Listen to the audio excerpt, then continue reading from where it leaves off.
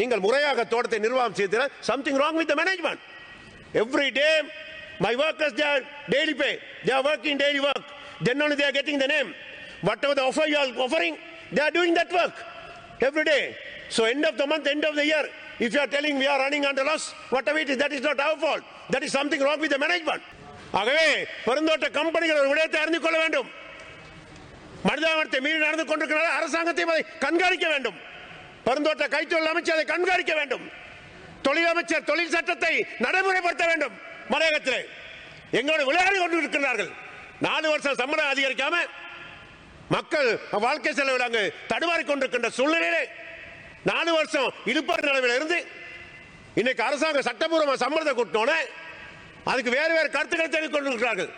அவங்கள நீதிமன்றம் செல்லணும். நீதிமன்றம் செல்ல வேண்டியவர்கள் நாங்கள் திறமையாக but I disturbance, I can't speak. You have to come and speak, then we will go.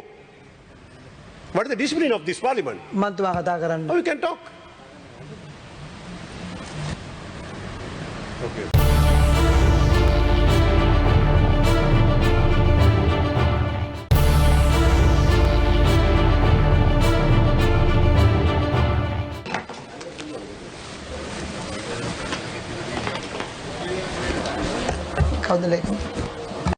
लेकिन तुम्ही दुमना दे ගරු වඩුවේල් සුරේෂ් පන්තුමා ඔබතුමා කතා කරන්න. நன்றி. சபை தலைமை தாங்கி நடத்தி கொண்டிருக்கின்ற கௌரவ உறுப்பினர் அவர்களே, இன்று விசேடமாக பல்துறைப்பட்ட விடயங்கள் இங்கு பேசப்பட்ட போதிலும் கூட மீண்டும் என்னுடைய சமூகம், என்னுடைய மலைய மக்கள் சார்பாக சில விடயங்களை மீள் பரிசீலனை செய்து மீள்பதிவு செய்வதற்கு நான் விரும்புகின்றேன்.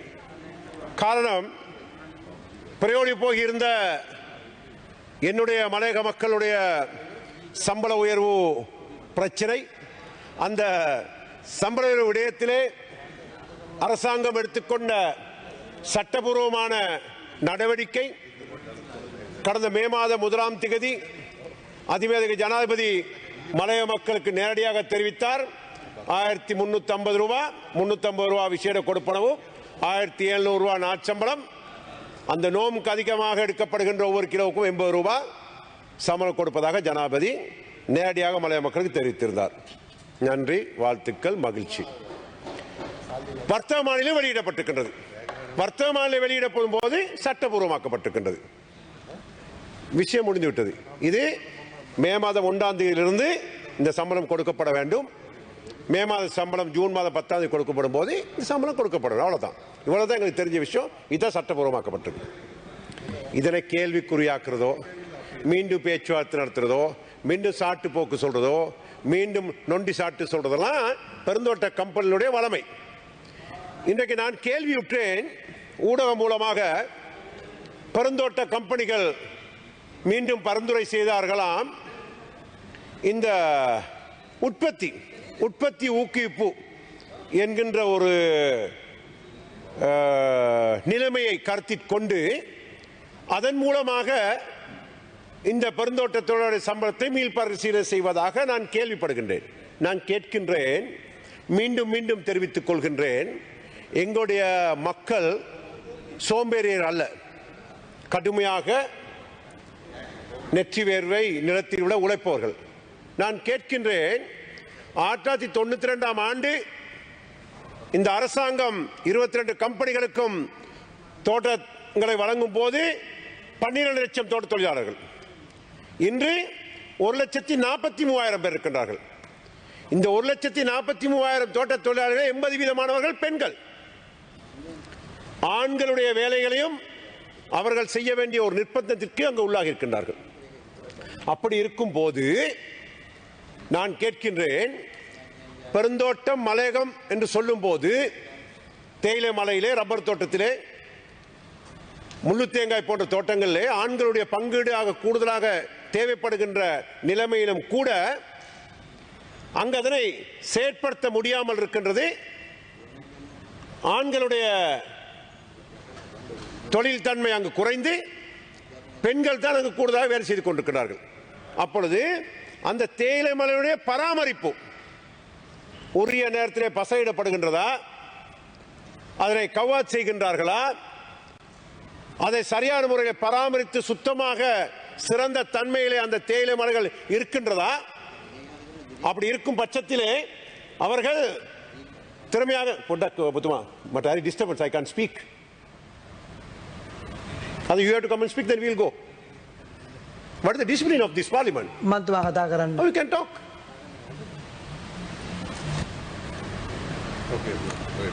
ஆகவே நான் கேட்கின்றேன்,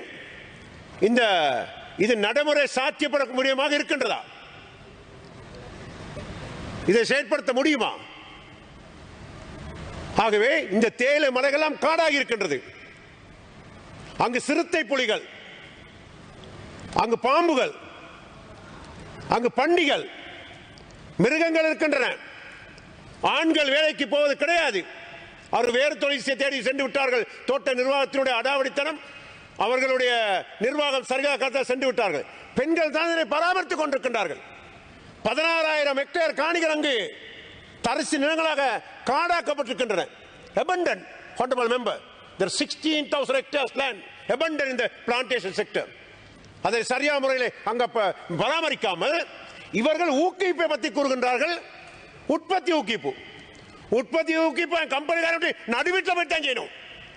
உற்பத்தி ஊக்குவிப்பு செய்யறதா இருந்தா பெருந்தோட்ட கம்பெனி அந்த தோட்டங்களை சரியான முறை பராமரிக்க வேண்டும். காடாக இருக்கின்றது, சரியான முறை பராமரிக்கவில்லை தோட்டங்களை. என்னுடைய உடன்பிறப்புகளை சென்று 20 கிலோ கொழுந்து பறிக்க சொல்கின்றார்கள். அவர்கள் ரோபோக்கள் அல்ல. ஆகவே பெருந்தோட்ட கம்பெனிகள் ஒரு விடயத்தை அறிந்து கொள்ள வேண்டும். மனிதாபிமானத்தை மீறி நடந்து கொண்டிருக்கிற அரசாங்கத்தை கண்காணிக்க வேண்டும். பெருந்தோட்ட கைத்தொழில் அமைச்சர் அதை கண்காணிக்க வேண்டும். தொழில் அமைச்சர் தொழில் சட்டத்தை நடைமுறைப்படுத்த வேண்டும். மலையகத்தில் எங்களோட விளையாடி கொண்டிருக்கிறார்கள். 4 வருஷம் சம்பளம் அதிகரிக்காம மக்கள் வாழ்க்கை செலவில் அங்கு தடுமாறி கொண்டிருக்கின்ற சூழ்நிலையிலே 4 வருஷம் இழுப்பறி நிலவில் இருந்து இன்னைக்கு அரசாங்கம் சட்டப்பூர்வ சம்பளத்தை கூட்டினோன்னே அதுக்கு வேறு கருத்துக்களை தெரிவித்துக் கொண்டிருக்கிறார்கள். அவங்கள நீதிமன்றம் செல்லணும். நீதிமன்றம் செல்ல வேண்டியவர்கள் நாங்கள். ஆகவே எங்களுக்கு அந்த கதை எங்களுக்கு தெரியாது. ஜனாதிபதி சொல்லியிருக்காருன்னா வர்த்தமானில் வெளியிட்டிருக்குன்னு சொன்னா ஜூன் மாதம் 10ஆம் தேதி என் மக்களை சம்பள அறிவிப்பு வழங்கணும். நிச்சயமாக நடைமுறைப்படுத்தணும்.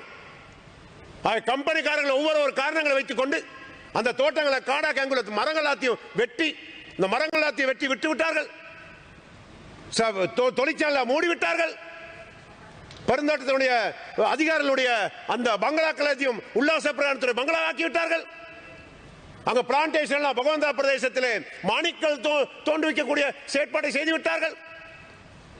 அரசாங்கத்திற்கு கீழ் இயங்குகின்ற கந்தலோய நாகசேன தோட்டங்கள்லாம் மாணிக்கல் செய்வதற்கும் காடாக்கியும் தூரியான் நடுவதற்கும் அங்கு இடம் கொடுத்திருக்கின்றார்கள்.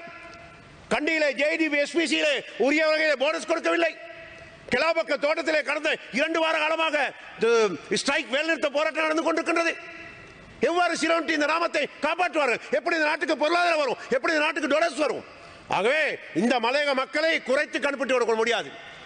இந்த வேலை செய்வதற்கு வேறு ஒரு பொறிமுறையை அரசாங்கம் தெரிவிக்க வேண்டும்.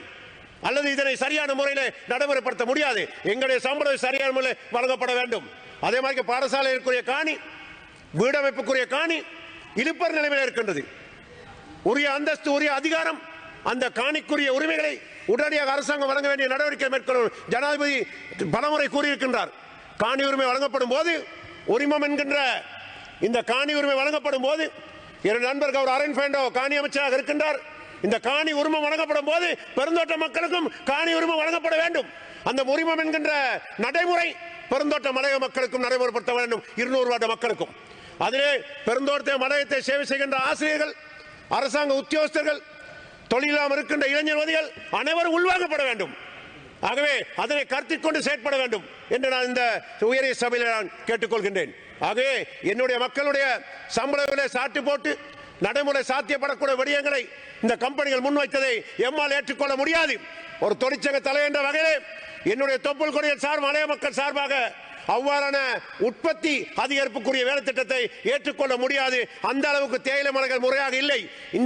இங்கு இருக்கின்ற அனைத்து கேமராக்களையும் அரசாங்க சார்பற்ற நிறுவனங்களுடைய கேமராக்கள் எல்லாத்தையும் பெருந்தோட்டத்துறை கொண்டு கேமராவை திருப்பி பாருங்க. தேயிலை மலை எப்படி இருக்குது? ரப்பர் மலை எப்படி இருக்குது, எப்படி மலைகள் இருக்குது, மனுஷன் வேலை செய்ய முடியுமான்னு சொல்லி தொழிலாளிகள் மனுஷனில் போயிட்டு வேலை செய்ய முடியுமா? எத்தனை பெண்கள் இறந்திருக்கின்றார்கள் பாம்பு கொத்தி, எத்தனை பெண்கள் இந்த சிறுத்தை கொத்தி இறந்திருக்கிறார், எவ்வளவு குளவி கூடுதல் அங்கு இருக்கின்றன, எப்படி அந்த சமூகம் வேலை செய்வது, எப்படி பாதைகள் எவ்வாறு அங்கு இருக்கின்றன.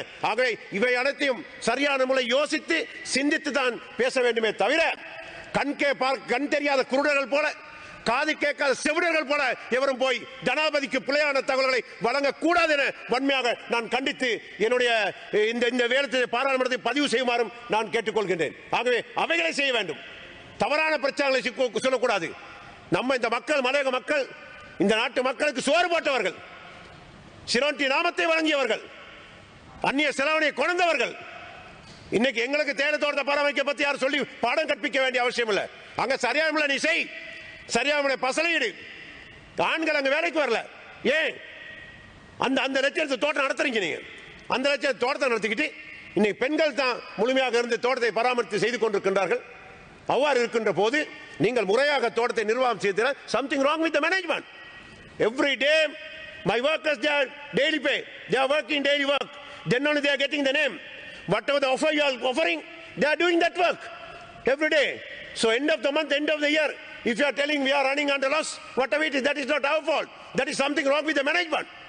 The plantation management, they have to organize for their work, how to get the business. Whenever they got very good profit, the tolerate time and all, they didn't tell anything.